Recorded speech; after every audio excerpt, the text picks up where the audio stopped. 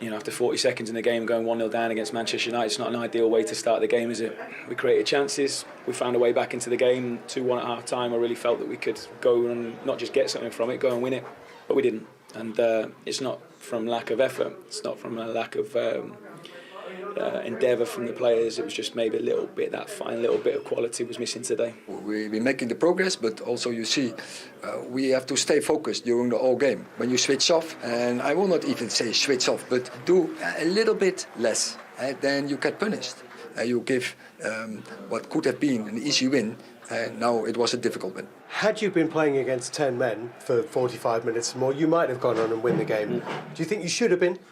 Well, the second one, I think the fact that he came off Casemiro at half-time might tell you what I think about that.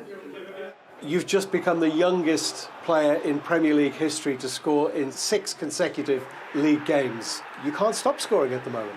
Yeah, I think I need to say thanks to my teammates as well and the coach, because they have showed me confidence, great confidence, and kept believing in me. I knew as well that I could score goals, but of course it was annoying that I didn't score in the Premier League. But yeah, we're here now, and just want to keep going and help the team. We'll come on to Rasmus Hojlund shortly. It was a really entertaining game of football, wasn't it? Yeah, it was. It's always helped by an early goal. Amari Bell certainly helped the game with that, a big mistake at the start of the game, but pushed United into an early lead. I thought they were terrific for 10, nearly 15 minutes until they conceded that goal. And Luton put up a right fight up until half-time. Should have probably been level, but I thought United took control in the second half. Yeah, I mean, you've liked Rasmus Hojlund since he came to United. He's adding the goals now, but it was a complete performance, actually, wasn't it, from him today? His all-round game, I thought, today, and has been for a while now. At times, I felt sorry for him because of his transfer fee, the questions that were being asked, how difficult it's been in this United team at times when they've not been creating as many chances as they should have been. But the one thing that never changed and was a constant was this guy getting into dangerous positions and not being afraid to miss. Now watch his ability to chase this here, to understand and to take a chance and gamble and hope that a mistake occurs. Now there's not many players would actually anticipate that and think, OK, I'm gonna break my neck here and get on the and I don't know. You're lucky if you get one of those a season, but on the off chance it might just happen, he's taken that gamble and it's worked for him. It's a really clever finish. I said his all-round game I thought was superb. That's exactly what I mean there by bringing other people into the game. This is instinctive. I mean, this reaction. You've got a split second to think about that there. The ball's come out at him at pace, to twist your body, to guide it in. It's an incredible finish, a very, very clever finish. I thought his work rate and bringing people into the game, the amount of passes that he played in the final third, I thought that should have come back to him at a little bit earlier. But he then rolls it back for Fernandes to go and hit the ball. Link-up play, going past players. Yes, he did that also, but then he's finding that correct pass. So everything about his game, not just his goals, his hold-up play, because when Luton went tight and man for man, he enjoyed that as well. As I said, he's bringing them into the end. You've got to lead that line when your teammates are relying on you, when they're pinging that ball up to you there. He was unlucky, he never got his hat-trick. He did really well to stay there, to get his balance. So, I really like him. 6 goals, 6 games on the spin now, scoring goals. I mean, that shot conversion rate is phenomenal. Yeah, very, very good. And as I said, I've loved his attitude. It's been really tough for him at times, but he's stuck at it. He's been patient. He's now getting his rewards. He's become a focal point for them as well. As we touched on it on last week's show when they won at Villa. The change in body language at United, and he's a big part of that. Yeah, well, obviously goals help. I remember 3 or 4 months ago, I did a piece on him and why he's not getting the chances. The 2 wingers playing on either side keep cutting in, not creating any chances for him at all. But as I said, he never stopped running, he never panicked, he kept getting into those positions, albeit the ball might not have been passed to him or crossed into him, but he kept on doing it. And as I said, he's getting his rewards for doing that now, and he's looking a really, really good player. As you say, once sort of Luton settled down after conceding those 2 goals, they gave it, so United had to be strong at the other end of the field in this. They did, and I don't know if we're looking at a new attitude, a new bit of character from Manchester United at the moment, because certainly before Christmas. I've seen them in games and in Champions League as well. When it becomes difficult, they seem to wilt. They concede a goal and they don't know how to hang on in games. And yeah, once Luton got that head of steam up, I thought United may be in trouble. Casemiro receiving that yellow card, that made him pretty much a non-entity for the time up until half-time. You see how easy people are skipping by him. He was really nervous. That led to Harry Maguire being exposed. Luke Shaw went off injured just before half-time as well. That's 3 changes that the manager had to make. It was a big decision to make that double substitution, but he brought Johnny Evans onto the field, and I thought he epitomised Manchester United defensively in the second half. He organised really well. He was always aware of what was around him. He defended every ball that came into the penalty area. He didn't mind just getting rid of it. He didn't mind, the old hoof up the pitch if that was necessary. Wrong with a hoof, is there, Leo? Absolutely not. He didn't mind that physical challenge.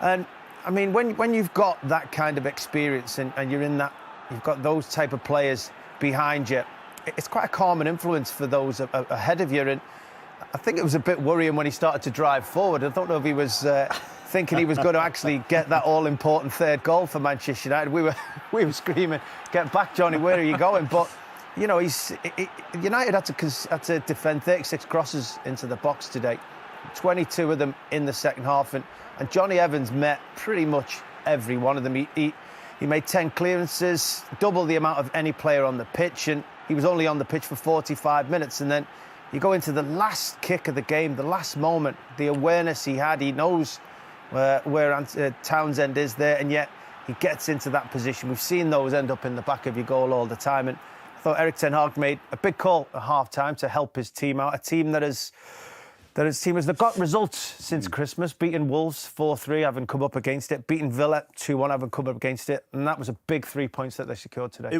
They were a bit less helter-skelter, weren't they, with Evans on? Yeah, they looked calm. I mean, they were under a lot of pressure at times, albeit they were still hitting Luton on the break and creating chances for themselves, but they had to defend really, really well.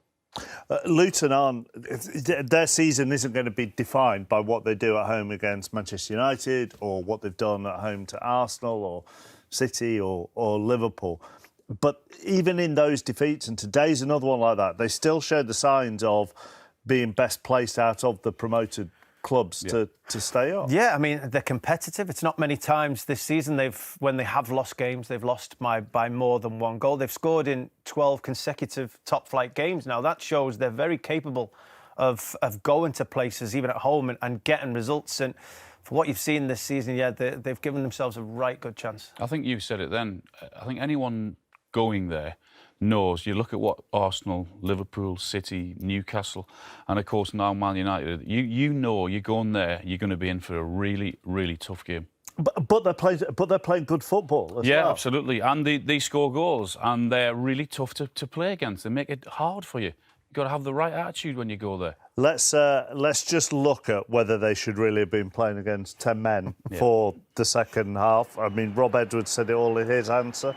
Yeah, there's no doubt about it. They got very, very lucky. I mean, I wasn't sure on that one, but once he's got that yellow card, then you can't tackle like he did. What was it? 5 minutes later on, and the referee is right there, and yeah, very, very lucky. That should have been another yellow card. Look at the view the referee's got. I think you see the look on Casemiro's face as well. He was resigned. I think he thought, that's me, I'm done, right in front of the referee. I've only just received a first yellow card. And the yellow cards that the referee did give in the game, that was in other areas, not just the first Casemiro one. That was the same standard as any other yellow cards he gave in the game. So it was a surprise to us that he didn't give us a yellow card. Look, I know Aston Villa won yesterday. Tottenham didn't win yesterday. If you're Villa and Tottenham, are you starting to look over your shoulders at Manchester United being a threat? Yeah, probably, yeah, absolutely. The way, the form, they're playing, the belief, they've got a bit of confidence back. They've got players back from key players back from injury. So yeah, absolutely they are. Yeah, I mean they've got momentum at the minute, Manchester United. I mean they've got Fulham, then Manchester City coming up, 2 big games. If they can keep the momentum after those two games, then Yep. you'd start to put your money on United. OK. 4 successive wins in the Premier League, unbeaten this calendar year, going up so early and holding on for the win. What does this tell you about your team and the moment they're in? We are in a good run, but we are not there where we want to be because we have to control the game 90 minutes long, and I think we lose some focus after we came up with 2-0. We missed 2 great opportunities by Garnacho and Rashford, and then we dropped too deep, and we allowed them also some crosses and some shots. Being able to name that front 3 regularly, though, is that why those goals came early, the chemistry and the belief building with your attacking line? They are quick, they have skills, they can make combinations. Now it's about decision making, about finishing, and I think their threat all came true. You substituted Casemiro in the first half, 1 yellow, close to a second yellow. Were you worried he might get a red? Yeah, and I thought the first booking was really harsh, and I don't know why that's a booking.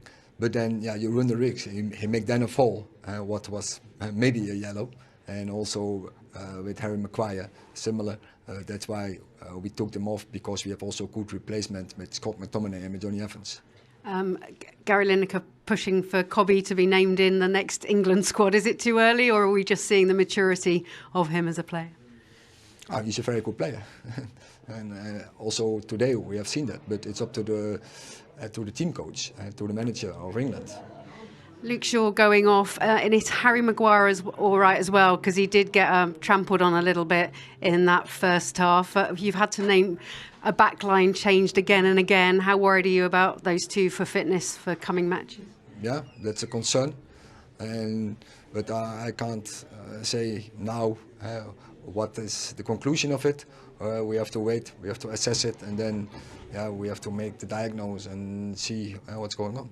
You have high standards, but you're 5 points now off top 4. Your resilience after going ahead up so quickly, does that prove that you're well in the fight for the Champions League now? We are back in the race. To go down 2 goals so quickly and then to keep the performance going to the end and just denied by the post for the equaliser. Yeah, it was really frustrating to give them a head start like that. It's Manchester United. To go 2-0 up for them gives them a lot of confidence and belief and allows them to try and play their game. But I thought our recovery was very, very good. We were calm,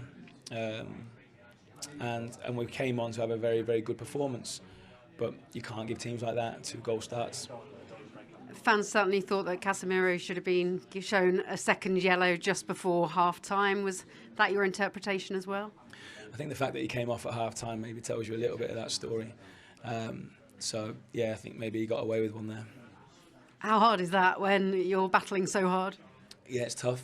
We need decisions to go our way. But I'm not one to complain about things. In the end, I think a lot of the game is in our control. And we're going to keep looking and working to be even better. But what I've seen there is a team that has pushed Manchester United all the way, dominated large spells of the game. We were vulnerable to some counter-attacks. We took some risks. We've got to be better to manage those counter-attacking moments. But there was lots there to like about that performance. 58% possession, 22 shots, 4 on target against Manchester United at home. That is, you should be very proud of them. Yeah, but we want to win. So there's elements of it that I'm really pleased with. But you said 22 shots and 4 on target. We need to be better. We need to try and be more ruthless. So there's lots of areas for us to work on. But there's lots of things that I'm pleased with as well. We've been performing well for a long time now, and I think people will have seen that again today. And there is nothing that's more difficult to suddenly turn around and change when you lose a player in the warm-up. Adebayo, any chance he's going to be back for the next 2 matches? A bit too soon for me to know right now. It's something I'll obviously ask the medical team in a bit. He felt his hamstring in the warm-up, so we'll have to see on that. But it gave Corley an opportunity, and I thought he was very good today. And now looking ahead, how do you prepare for that? You can take a lot from this performance. You get them back up again and again, but huge preparation for this now. It is, but it's not hard to get the players up for Liverpool away, so that's okay. You all know what's at stake. It's another 3 points, and we'll go with a lot of belief. But what we'll have to do is make sure we don't give any gifts away and try and make sure that we can remain in the game whilst trying to be us and be brave and step forward onto them as well at the right moments. So a really tough game. Well, you can see they're picking up results. They may not be always that convincing, Tim, but you cannot deny the fact that they are getting some form together and they're moving forward. They're threatening the top four. They're still in the FA Cup. That there's something happening, bubbling, boiling, whatever. Yeah, and I can't put my finger on it. No. I just think if you're Aston Villa and you're Tottenham, they're a real threat. I mean, you're worried about Man United because without playing spectacular football, they're getting results, grinding it out. Hojlund scoring goals now. Varane's playing a run of games, getting a little bit of rhythm. Luke Shaw come off injured again today, but having him back makes a difference to them, I think. Yeah, it's not spectacular, but it's efficient. You're right, you can't put your finger on it. No. You can't. Can't really discern a pattern, can you, particularly? No, you can't. Villa must be kicking themselves. Remember they were beating Man United 2-0 at Old Trafford? Yep, lost 3-2. Then they battered them the other week and lost that 2-1. Yep. But you can't knock the form that they're in terms of the Premier League. 1-4 on the spin, that's a good place to be. So hopefully they take confidence from that. They've found the right formula. I mean, it took Ten Hag quite a long time to realise Anthony was never the answer. Playing Garnacho on the right-hand side adds better balance, being a right-footed player. Rashford's always been best off the left. And Hoyland's settling and assimilating. Because he's getting assists from one or two sides. He's good. It's difficult to try and get assists on Rashford on his weaker side, but Garnacho is finding him. Yeah. Bruno, I think, is the one where I think I'm still waiting for Bruno to fire. Because I think Scott McTominay, in my opinion, is a better number 10. I'll stand by that. So I'm waiting for him to start to show the quality that he's got, because when he plays for himself, this is a contradiction, he's got great ability. He can pass the ball, he can score, he can have brilliant assists. But when he's put in a team framework and a number 10, with all that pace in front of you, I heard Karen Carney say it should be easy with Rashford there and Hojlund through the middle and Garnacho off the right. And she was right, it should be easier. But he's the one I'm waiting for. Can you start doing it? Because if he does, they could be a threat. And for, fair dues to Hojlund, you know, teenager coming to this country, not easy, difficult start. Obviously, it helps when you get back passes like this. But amazing what goals have done for any player. No, huge confidence now. You know, he's getting to every game expected to score. We always expected him to score before he did. And it was really, look, ding dong, his name's Bell. That is like horrendous defending, schoolboy stuff. But he's had to take it. He took it well. This is deliberate, better. Isn't it? This reaction here is really, really good, instinctive. I mean, isn't it amazing though? Like that ball doesn't fall to you when you're out of form. No, of course not. That hits him straight in the face and goes out for a goal kick. I mean, look, credit to the boy. Stuck by him. I think the manager's dealt with him really well. Yep. He's put his arm around him. And he's, you know what I like about him, when he hasn't been scoring, he's been running, he's been working, he's been trying, and the fans have really bought into him. Yes, he looked like he lacks a bit of quality, but now he's showing what he possesses, and I think there's more to come. He's still developing. I think his hold-up play needs to be better. When the ball goes into him, I think he gives it away too much. I think Carl Morris was better at holding the ball up, and he plays for Luton. Look, it's the most expensive squad ever assembled in the Premier League. We're entitled to feel like they should be doing a lot better, but small steps. What about Casemiro in the sense, was he lucky to stay on the pitch? Bob Edwards certainly felt so. Yeah, I don't know, Mark. I'm not a big believer that every foul has to be a card. That has to be a card, obviously. Yeah, I mean, but he got a card last week when the player absolutely dives. So he's a little bit unlucky. You take a chance. I mean, if you're going to send players off for making 2 tackles, I played with John Collins once at Everton. We played Aston Villa away. John never made a tackle in his life. He fouled someone, yellow card, fouled someone else, off the pitch you go. Yeah. It's like not every foul has to be a card. But he's playing alongside Kobe Mainoo, and you would expect Kobe Mainoo to be making them rash challenges. Yeah. And the cool head should be Casemiro. He's a serial winner. He's played at the biggest clubs all over the world, most intense atmospheres, and he's on a knife edge every single game by the looks of it. You know, I think Kobe needs to have a word with him and say, calm yourself down. I mean, they had to take him off there and stop him getting sent off. I mean, I wonder if that's a sign of slowing down. You know, when you get that little bit older, when you comes to us all. Yeah, you can't. Sometimes you can't. Welcome along.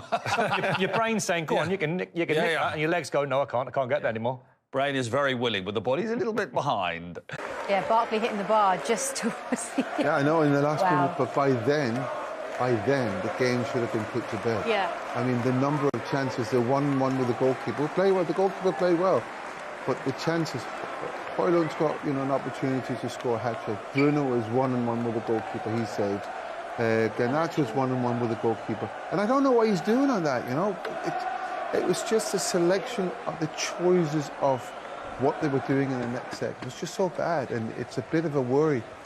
But they get away with it for this game. And that's a bit of a change to what they were doing before, because before they weren't getting away with it, but now they're managing to win games, maybe not playing at their best. We've got some really, really big performances in there. You know, Johnny Evans comes on for Harry Maguire, plays absolutely fantastic in the second half. All the pressure that Luton was piling on Man United, he was heading everything away. You know, you can pick out individuals and say they played really, really well today, but you can also pick out individuals, quite a few of them, where you say that's not good enough. For Man United, you go away to Luton, you know it's going to be difficult. You've already seen, as you say, Arsenal, Liverpool, Chelsea. A lot of big teams have come there, they've struggled. It's been a very, very difficult game for them. So they know, they have been warned. But there's a few very big name players who needs to have a long, long look at themselves today. They're simply not good enough. And we're going to revisit that, and I'll be asking you who those players are, but we're going to have to take a break very soon. But before that, I'm actually going to take you to the results and to give you an idea of what has happened this match week so far, and it has been goals galore. Look at how it started at the G-Tech Community Stadium. Liverpool with a big away win. It was 4-1 in the end against Brentford. Arsenal, well, it was anything you can do, Liverpool, we can do better. They kept the clean sheet and they fired 5 past Burnley. Fulham lost out to Aston Villa, who are keeping pace for those Champions League places. Newcastle and Bournemouth shared the points at St James's Park. It was Forest, actually the only home side yesterday to win their game. They beat West Ham. Spurs lost out to Wolves, and Manchester City and Chelsea shared the points. Very rarely we see Manchester City dropping points in the Premier League. And as for Sunday, well, Brighton, remember going into this, they had only won 4 of their last 18 matches. They managed to beat Sheffield United 5-0 at Bramall Lane. Sheffield United going from bad to worse as they went down to 10 men very early on in the match. And then there's confirmation of Manchester United's big away win at Kenilworth Road. More action to come on Monday as Everton host Crystal Palace at Goodison Park, and then Tuesday sees Manchester City hosting Brentford, and Liverpool on Wednesday are back at Anfield against Luton. Lots of exciting Premier League games to bring you. But what does this all mean for the Premier League table? Well, as you can see, Liverpool have a 2-point cushion over Arsenal, who have a 2-point cushion over Manchester City, but City do have that game in hand. Aston Villa completing the top 4, and of course Man United's 3 points does push them further up towards those Champions League places. 5 points between them and Aston Villa. And Brighton winning today, of course, has given them a little bit of a boost. They were wanting to pull away from the bottom half of the table, and that's exactly what they've done. 38 points from their 25 games. As for the bottom half, well, we spoke about Sheffield United in detail earlier on, didn't we? And we knew just a point it would have taken for them to climb off the bottom, but they didn't manage to do it, and they took a hammering to their goal difference as well. So they are at the foot of the table, level on points with Burnley and Everton completing that bottom 3. You'd have to say the relegation picture's not yet clear. A lot of teams are still in the mix.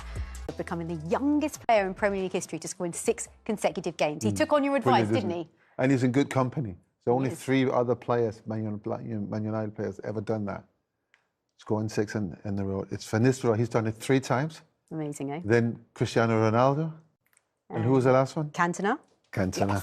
Yes. I do listen to you, Peter. But he's in good company, you know. Yeah, he is. And with him, I'm not saying he's only 21, right? So, you know, he's promising a lot.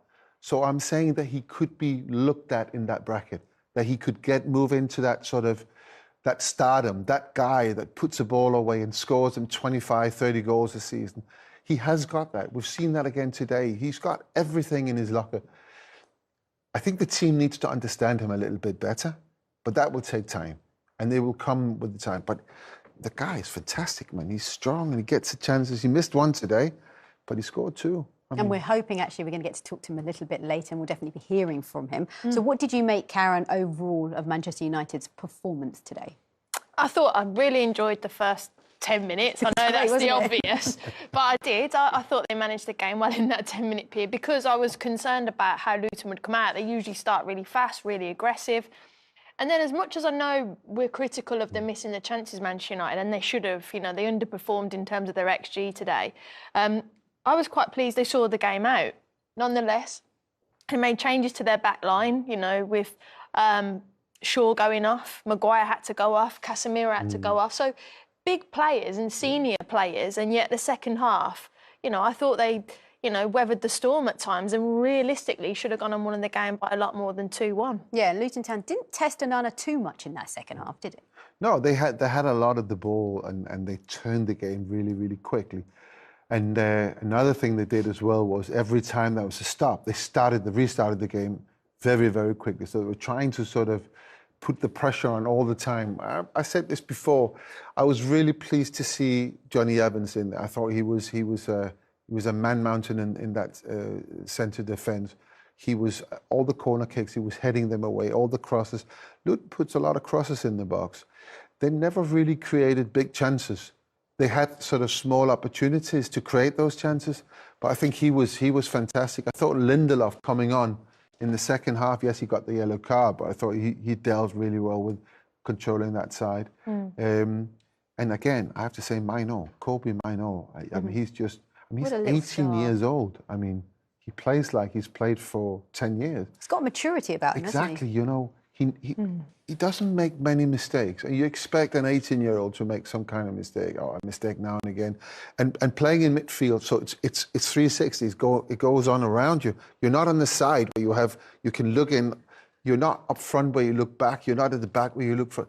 You have that, and it's like every time he gets a ball, he's dealing with that in a very sensible way and a constructive way as well. So I'm very impressed with him as well. OK, well, let's take you back to the very start, the bit that Karen and everyone enjoyed the most. The first 7 minutes, or first 15 minutes was brilliant, wasn't it? But the first minute, Hojlund got on the score sheet. Yeah, and look, this was what I thought, Luton pushing everybody forward and actually not thinking about, let's take care of our business in terms of defensively. And the pass that you don't want to give it to in that mistake from Bell was this man Hojlund, because he's not going to miss. And this is what I was on about. Everyone's squeezing up. You can put a blanket on all of them, which I think we're going to do on this bit. They're all in there thinking about, let's go after Man United, their weakness in the first maybe minute or so. But Man United dealt with it. And this man Hojlund, he just sniffed out that Bell might make the chance. Ashu takes his eye off of him and doesn't track him, and then bang, taking it round the goalkeeper, which Garnacho should have done in the second half. And Bruno, and finished it. But he's so quick, so strong, and look, he's just in a great form at the moment, isn't he, Hojlund? So a really bad mistake, and it was something that you just, from a Luton's perspective, you're thinking, oh, what a terrible start to the game. Well, it's really impressive, you have that kind of start to a game. You're at home. It's Manchester United you're playing against. It's not, it is Manchester United. It's a big, big game for them. I'm quite impressed with how they recovered from that. I know they had to go 2-0 down before they really recovered, but I mean they did really well. And here we see Rasmus Hojlund, the youngest player ever to score 6. I mean. Isn't that incredible? It's so considering how he started, and I know earlier on you were telling us and you showed us a run of how actually, even though he didn't score much in his opening games, he was really selfless, very unselfish as a player, did a lot more. But now to see him scoring, you can just see he's really gained confidence. But we've had a few strikers who's had a hard time scoring in the beginning of their Manchester United career. Is that because of the pressure it comes with, do you think? Well, it's a lot of things, but a lot of them are folk heroes at Old Trafford because of what they did without scoring. So the work rate, that they're showing that I really, really want to do well for the team, playing for the team. So I'm thinking of players like Diego Forlan, for instance. He's an absolute hero at Manchester United. He didn't score for a long, long, long time. And the same goes for Hojlund. So the fans, straight away, they can see what this guy he is. He's someone who's willing to work hard. He's quick, he's strong, and they can see it's there or thereabouts. It's not. It doesn't. He's a little bit off scoring goals, and it will come. Everyone can see that, so they've been supporting him, and of course the goals are coming now. And if he can stay injury free, there are no boundaries to what this guy can achieve. He is so good, and I've been following for a while. It's literally just what I've seen all the time. So I'm not even surprised that he's had this run of scoring. Yeah, plenty of potential. Still so young, as we've seen, 21 years old, and then he scored again. Yeah. 7 minutes after scoring. Hopefully we get to ask him, did he mean it or did he not? But maybe at the start of the season, this doesn't go in. you know, sometimes that little bit of luck, it doesn't happen for you. But, you know, it comes on the edge of the box. Garnacho's not marked, but there's Hojlund there. He just peels off. Shot comes in, and I think he does chest it in the right direction. I don't think he's trying to get out of the way. I think he's trying to chest it more towards the goal, and you get your bit of luck. But I really do think at the start of the season, that might not have gone for him. But you're in the run of form that you're in. It goes in the back of the net, and you're thinking happy days. But like Peter says there, you make your own luck when you work hard. It's interesting when we see from all these different angles. Some of the angles, it looks very, very much on purpose. Yeah. And some of them, it looks like he's getting out of the way. We're going to ask him. So let's hope we can get to talk to him and ask him about this. I'll leave it to you two to ask him that. I'll bet you what he's going to say. He said, "Of course I meant it. Of course I meant it. Of course he's a striker, you know." And we talked about the front three of Rashford and Garnacho and Hojlund. Do you really feel and do you see that really coming together? Are you liking that front three? Yeah, it's getting a lot better. In the beginning of the season, it was very much one man for themselves. So getting into crossing position. So you got Garnacho on one side, you got Rashford on the other side. A lot of Man United play is crosses, wingers being quick, getting into crossing positions, and then actually crossing the ball. That's not happened in the beginning of the season. Very slowly, they're starting to see what Hojlund's strength is. So even when they're used to being so quick, that when they look up, there's nobody there, you know, and nobody there. So they're used to, they have to do, if they get into these positions, they have to finish the job themselves. But now they're looking up, they've got somebody who's equally as quick as them, and he is making those runs. So they're seeing this slowly, and that will only get better with time. Yeah, I mean, it has, we've seen them go from strength to strength. I mean, it's something that you noticed as well. Yeah, I mean, I think as well when Shaw gets back to more fitness, I think he'll offer that natural width, and Hojlund will get more opportunities as well, I'm sure, which we'll ask him maybe. We will, and you know what? I am delighted to say that Rasmus Hojlund joins us live on the show. Rasmus, congratulations. I have Karen Carney and Peter Schmeichel here with me in the studio, and I'd like to start by saying, Teluga flot mil de tomol. Did that make sense? It was close, it was close. I blame my teacher. He didn't teach me very well. You can let Peter say it then. Am I a good teacher or what? Well, clearly not. I think it needs a little bit of practice, but I was all right. Basically, I'm trying to say congratulations. How did it feel? I mean, you've set a new record as well. You're the youngest player in Premier League history to score in 6 consecutive games. That's a big accolade. Yeah, thank you. Thank you very much. Yeah, it took a little bit of a while, but now it's up and running, and I'm very happy. Rasmus, also, you're in good company now, because there's only 3 other players, United players in the Premier League, who's ever scored 6 in consecutive games. And it's Ronaldo, it's Erik Cantona and Van Nistelrooy. Van Nistelrooy's done it 3 times. How does that make you feel, being in that company? Yeah, world-class players, legendary stars as well in this football club. So it's massive, but I'm still very hungry, and I want to keep climbing. I want to keep being better and better and better. Yeah, and right now it's working a lot, but it's about keeping the momentum and keep improving.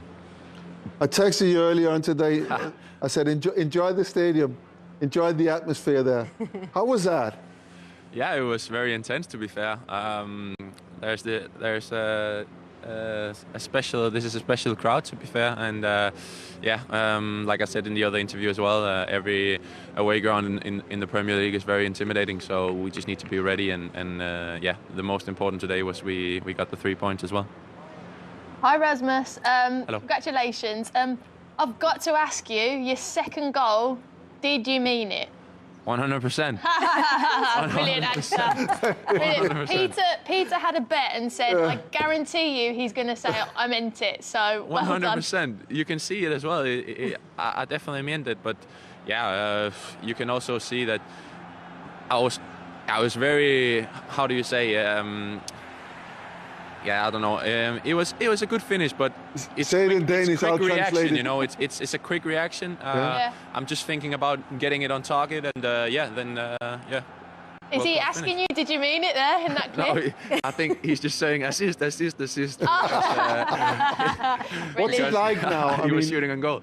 It looks really really good in the periods of games now with the three of you up front. It looks like you're finding some kind of sort of cooperation. Yeah, you're right, Peter.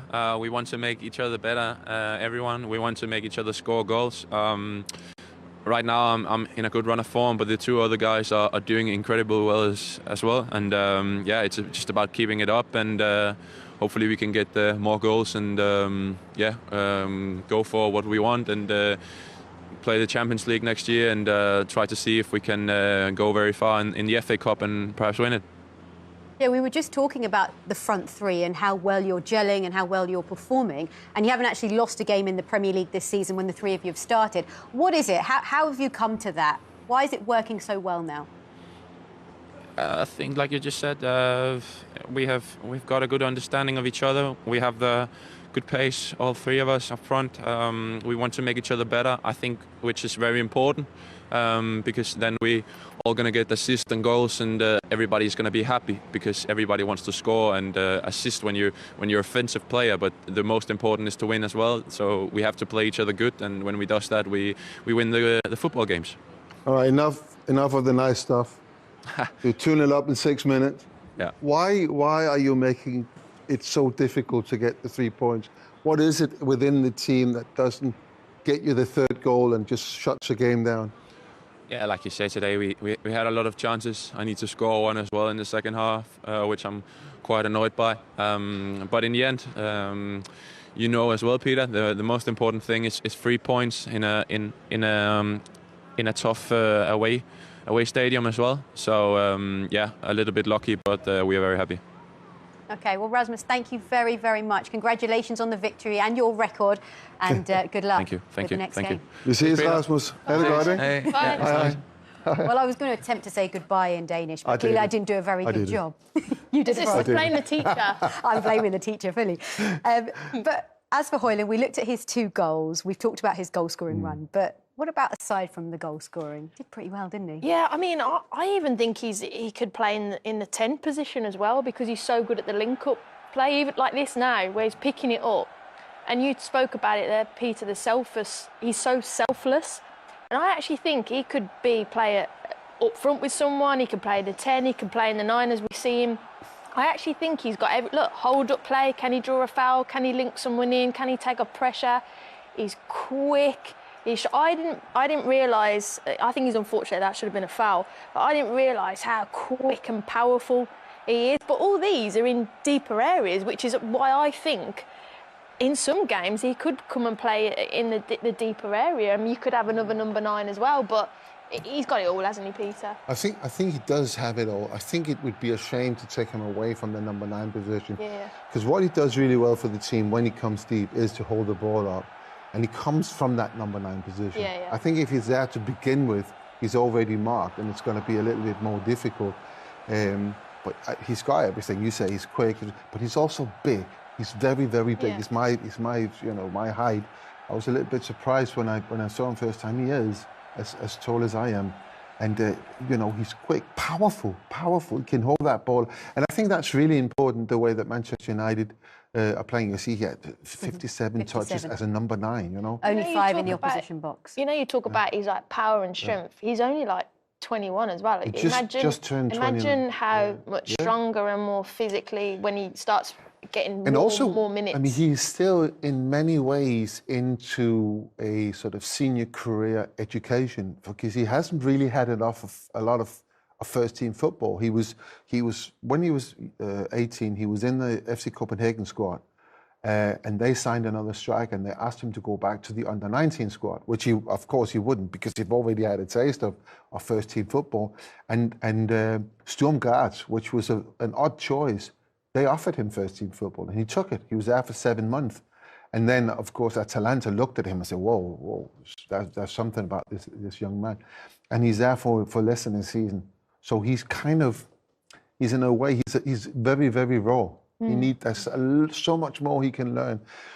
But already now, what he's doing is just amazing. I'm really impressed with him. And we can, I think we can liken him to Haaland. I think it's fair to do that. But Haaland's had a longer sort of road into the Premier League. He went to Austria as well. He's into Germany before he came to Man City. So he was scoring goals in Austria, he was scoring goals in Dortmund, and then he was ready for the Premier League, and he scored straight away. And I think, you know, I'm not going to say that Rasmus is going to score, 55 goals in one season, but he's going to score a lot of goals, and it's the same type of player. So there's a lot. I think there's a lot in the future. Can he stay injury-free? You know, it's a big player they've signed. And could he be that player now in the future for Manchester United they've wanted for all these years, that can go past that 20-goal mark and deliver year on, year out? But I think, again, it's down to his service as well, because we see he has all the quality there, but every centre-forward is actually defined by the service that you give him. I was a wide player, so my job was to feed the centre-forward. If the centre-forward's not getting the service, it's my responsibility. It's Bruno Fernando's in the 10 position to give him that. It's Rashford, it's the wing-backs getting forward. So we see he has the quality, but I think Manchester United have to keep giving him the service, giving him that confidence. And, you know, like I said, when Shaw gets back, you know, I know he played today, but he wasn't really fit. I think that will give him another dimension down the left, because if Marcus Rashford cuts in, he'll have a natural left footer that can give him that option to give him the service. So I think it's very positive for United at the moment. I think it's very, very important that Man United gets a striker that does score the 20-plus goals. It's very, very important in order to stay competitive.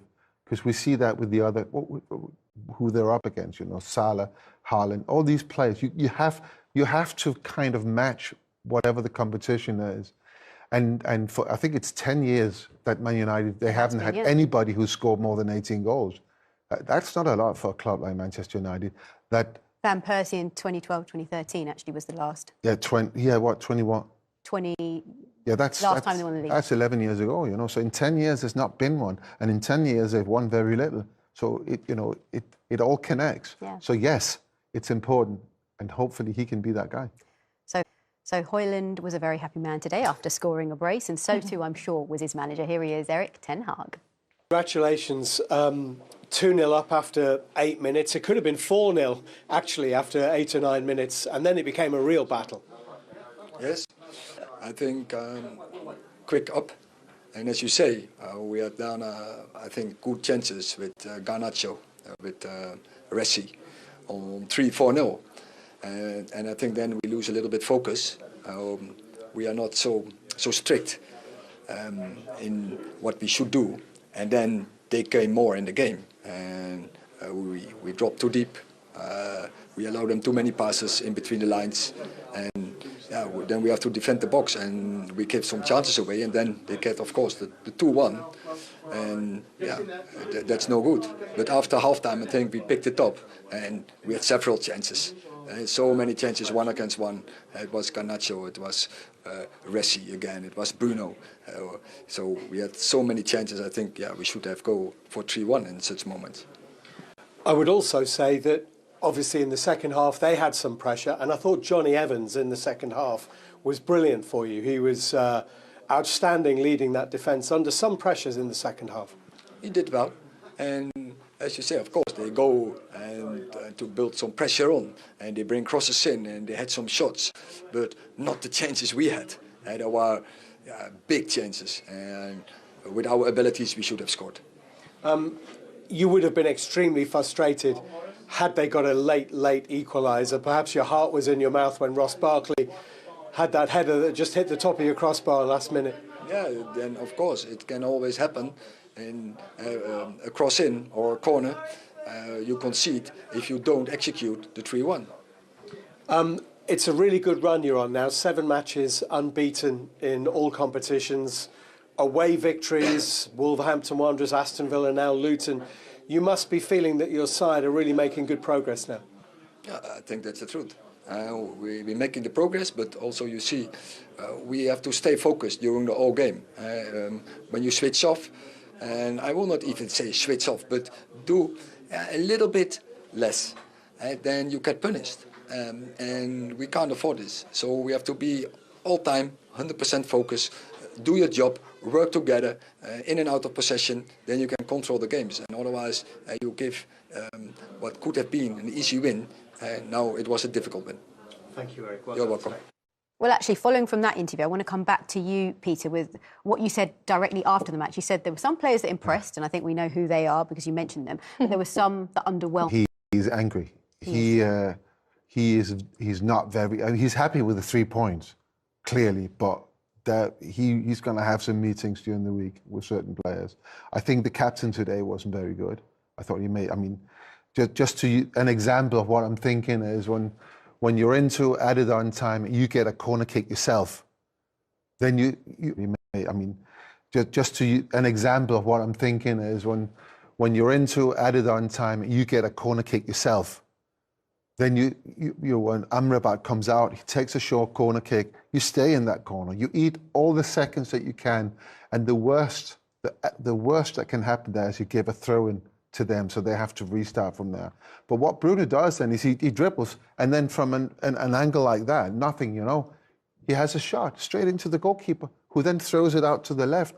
That ends up being a corner kick at the other end, and Ross Barkley hits the bar. You know, he's got to step up. He's the leader of the team, you know. He's got to be much, much better than he was today. And I literally don't think he had a positive pass today. I think every time it was one or two too many touches, and then he was giving the ball away, or it was a negative pass, passing backwards. And that's not the Bruno we need. We need Bruno to pass it into the forward running players, as we know he can. We need Bruno to create the chances for us. But I don't think he did that today. Did you feel the same when you were watching Bruno today? Well, look, in that number 10 position, you judge on assist and goals, and he should have had that. The one where he hit it, you know, I think you screamed in the green room, at least hit the target. So I wanted that third goal. My heart was going like this. You in the green room. But yeah, no, I think it wasn't his best performance. And sometimes it's one of them, I've had it myself, where in that 10 position where you are there to be creative, you are there to make the passes forward, sometimes you just have to go, my in possession isn't that great, I've got to be great off the ball. And that's where you kind of judge yourself on that. But definitely seen him play better, Bruno, and I actually couldn't agree. I think he's a little bit confused about his role now, because now it's quite settled now. It's quite set with Garnacho on the right, is Rashford on the left, and then it's Hojlund up front. So you now have the three strikers, you know, and he's come into that number 10 position where before he's kind of roamed around all those, but he's got to stay in there. But that's easier though, for a 10, when you know that I've got pace there, I've got pace there, he can come to feet, I can get... As a 10, that's really easy. That's what I'm saying. I think, so you I just think he's confused about what he's supposed to do, which is weird. You know, it's weird. It doesn't, I don't know. It's been going on for a couple of games now where he's not, you know, he gets a ball and you think Bruno's going to put that in, but he's not. He then turns and passes it backwards, or I don't know if he's lost a little bit of confidence or what it is, but he's not playing the way that we know he can play. Well, we did see he missed a really good chance to kill the game off, didn't he? But could we not just say this is great defending? I was on about the other chance. I'd forgotten about this one. But I know, Peter, you think he should have done... I actually think it is good defending. I think he takes it round the keeper, and I think I think that's really good defending. I don't think... It's Fabio's play, first of all. This is what I want to see from the team. They play like that. They do it one touch. They have the runners, they have the pace. Yes, the goalkeeper's doing well to push him out. That is great defending. Yeah. Of course it's great defending. But the guy's already on the deck when he hits the ball. You know, you expect Bruno... I have to say, I expect Bruno to do better than that. I do. I mean, he's a fantastic player. You're asking a lot there. But I think you could have chopped it back, but I personally think it's good defending. We're going to disagree on that. Yeah. That's what we love about this game. Game of opinions. But I would... I know I was annoyed when we were watching the game because I wanted that third goal, but I'm not... When I say this about him, I'm not blaming him for that. I'm okay with people missing chances as long as they try, as long as they're there. You know, at some point it's gonna happen. I'm talking about this sort of overall play where team, every time you have the ball, he is the captain of the team. He should be the best player in the team. He should completely run it, and he hasn't done for at least 3 games. And the reason I say this is because we're used to seeing him do it. He's simply not. He's not done it, you know. But he hasn't done it. His stats though have gone down for the last few seasons, though, haven't they, Peter? In what way? I think in terms of his goal return and assist, he hasn't really been. I think there was maybe 3 seasons ago he was right up there. But he's. But I think in 3 seasons ago he was playing in different positions where it was easier for him to score. For instance, he's covering. That's why I said now it's set that it's Garnacho and Rashford and then Hojlund. He's been playing those positions in those seasons. So I mean, they're very difficult and a little bit dangerous for me to judge people on. I'm going by what I'm seeing in the game, and today I just felt that he wasn't there. I mean, and he's not the only one. I love Casemiro. I love what he brings to the team. I love what he's found with Maino. He's kind of sort of reborn again. He's come back and all of a sudden he's Casemiro again. But I mean, the silly mistakes, the free kicks, the diving in, and he's going like that. And everybody knows he's going to get booked. He knows he's going to get booked. And he gets booked, and then he's committing a foul, which you can argue he could get a second yellow card. I think the referee's doing well, because it would have been a really soft red card. But it could have been. And by then, we've seen the impact of a red card in the first game we watched today. He's letting your team down. Little things like that. And he is a hugely experienced player who should know better. I feel that he should know better. He should be next to Maino, teaching him, showing him the ropes. So this is what you do, this is what you don't do. But he's actually doing the other thing. It's the second game running that he's been booked for a silly mistake. And the manager had to take him off at half-time, had to take Harry Maguire off at half-time. And that is only a couple of minutes after he had to take Luke Shaw off injured. And that's too much for me, But this is what I was saying to you at the start, though. I know they're very different players, but how does it feel for Scott McTominay that's got, the amount of points that he's got for Manchester United scoring, and then these things happen? Because has Casemiro got back to his best since he's been back, or has the team just become a little bit more settled and he's been in that winning side? Because I think he's come back to his best. I think he's come back to his best with Maino in that sort of number 6 position. And because of that, the team has played better. That's what I think. I mean, I love Scott McTominay. I think his energy, everything that he brings is fantastic, but I love him off the bench. He's a game changer. He's someone you bring in when you need something. I think he hasn't got the same. Because Scott, if you think about it, Scott McTominay is a lot of energy. So from minute 1, everybody's got the same amount of energy. Right? So you move on 60 minutes in, people are starting to get tired, and then this energy comes in, and this is where he makes a difference. I mean, I think he's had the opportunity to become that number 6, and I don't think he's taken that. I don't think he's been stable enough. He's been too far forward, and left too big a gap between the back 4 and where he was, and I don't want him to be a number 6. When Scott McTominay plays, I want him to make those runs. I want him to be up there. I want him to challenge. I want to see him in the box. I don't want those guys, number 6 that sits in front of the back 4. I don't want them all the way. Maybe one of them now and again, but I want them to be the security. So no matter where you put the back line, they're always there or thereabouts and can help out. Let's talk about another chance that fell to Garnacho, actually. He had a good opportunity in the game as well. Yeah, again, I think this is what the manager was infuriated with at the end. I mean, you're in a 1v1. I mean, the keeper does really well, and, people say it, but he stands up. I don't think Garnacho moves the goalkeeper enough to give him the angle, and when he goes past it, then he has to take another touch. But could he have passed it earlier? But you're in this moment, you're thinking, you're a 1v1 with the goalkeeper. He doesn't move the goalkeeper. He's got to shift the ball either further across or hit it first time, and he does neither, and then everyone gets back to protect him. And even then, he could have side-footed across to Bruno. But these are the moments that define you, because that should have been 3-1. That should have been game over. And I think that's why the manager's so annoyed, because that is so important to put that away. They could have killed the game off, couldn't they? That said, they have taken all 3 points, and we were talking about a very different Manchester United only a few weeks ago, and now suddenly it's 4 Premier League wins in a row. I think it's 7 in all competitions, and they're in a very different position. Now, 3 points off of Spurs and 5 points off of Aston Villa, who were fourth. And that's the ambition, isn't it, for Man United to be in the Champions League next season? It's interesting because I said this earlier on today that I've been with the Premier League in Singapore 2 weeks ago, and I did quite a lot of interviews, quite a lot of media, and they were asked the same question: can Man United get into the top four? And I said, no, can't. I don't think it can, because it means that everybody else got to lose games and we've got to win games. Now, 2.5 weeks later, it looks a lot different. It's a much... So you nearly close the gap. You nearly close the gap to Tottenham. Once you do that, you know, the teams that are not used to being in that position, they will start to feel the pressure coming from behind. And Manchester United, as an institution, as a club, have done this before. They've chased before. They've been good in chasing. And the team it's getting better and better and better. So now I'm going to say it's not going to be impossible.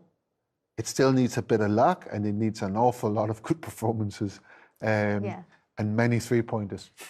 And I must say, they've not actually been in the top 5 this season. So it just goes to show that the improvements are there to be seen. They're edging closer. You can look at their next Premier League fixtures as well. Fulham, and then the Manchester City game, Manchester Derby at the Etihad as well. That's going to be a tough one. But I guess if there was any time for them to play City, it would be now, because this is Man United in one of their best runs. Yeah, in good form, and you saw anything could happen to City, you know, dropping points yesterday.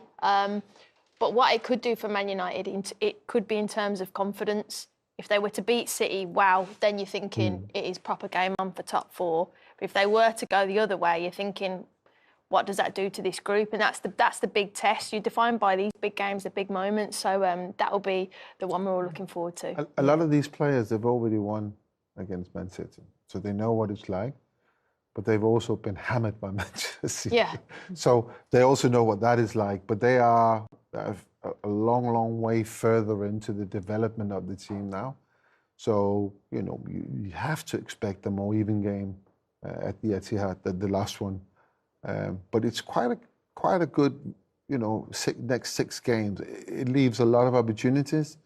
But it's got to be better team performances than what they did today. Today they got away with it, I have to say. Well, their upturn in form, it's definitely made it a very exciting ending to the season, hasn't it? Because we have no idea who's going to win the title. We don't have any idea who's going to end up in the top 4. And actually...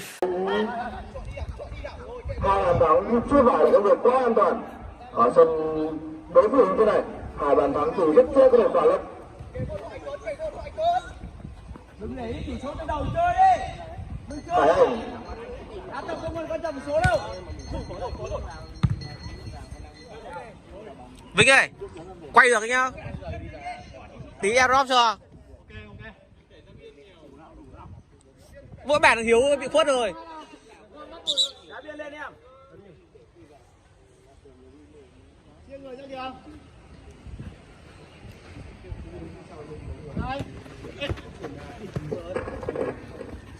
Thành nghiệp nào đưa ra ok đâu để chạy có tuổi hết rồi nó thể trạng của Barcelona một cách quá tốt của Tô Hình để đi đánh vào góc gần, đánh lại vị trí của Minh Quân. Còn tỷ số xuống còn 1-2, sẽ chỉ còn một bàn thắng mong manh mà thôi. Một bàn thắng thì cũng đã là quá mong manh. Và tinh thần đang lên cho AC 1985. Cứ nhìn người mà theo. Người thống đâu? Người tiếp đâu đấy? Kéo về nó truyền. Nào đấy, ok. Quay đủ cái là người ta tự truyền hỏng ngay cái gì đâu. Ôi, đừng kéo về cho đá đi em. Bóng ra ngoài biên rồi em. Mình gần đi em, mình gần đi em. Sẽ làm tình huống đá phạt cho đội tuyển thì đá biên rồi xuống 85. Bóng lên trên, đối tượng. Nhiều lên kìa. Bóng rời chân xa nữa, di chuyển đi. Rồi. Đừng có sớm. Đi đều lên sau lưng có người. Đá kiên trì, Nam ơi, đá kiên trì. Mình Quân đã tiếp theo họ sẽ bóng